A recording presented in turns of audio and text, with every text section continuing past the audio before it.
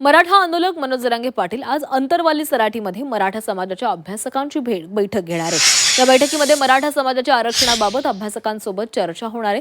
थोड्याच वेळामध्ये बैठक सुरू होईल। सध्या जरांगे यांची तब्येत खालावलेली असल्याने त्यांच्यावर 2 दिवसांपासून छत्रपती संभाजीनगरच्या खासगी रुग्णालयामध्ये उपचार सुरू आहेत। मात्र उपचार घेणं सोडून जरांगे या बैठकीसाठी रवाना झालेले आहेत।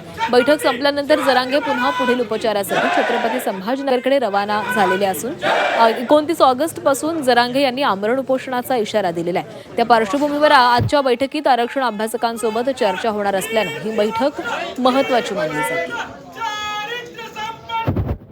महाराष्ट्रातल्या सगळ्या अभ्यासकांना आपण बोलवलं होतं की आपण सगळ्यांनी या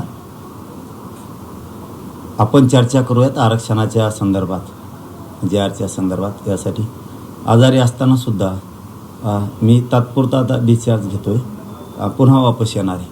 कारण अंगात आपण ते असल्यामुळं, अंग खूप दुखत असल्यामुळं, पण समाजहित आणि समाजाचे लेकरं बाळं माझ्यासाठी मोठे असल्यामुळं मी तात्पुरता डिस्चार्ज घेऊन त्यांच्याशी चर्चा करायला जातोय। आता चर्चा होईल आणि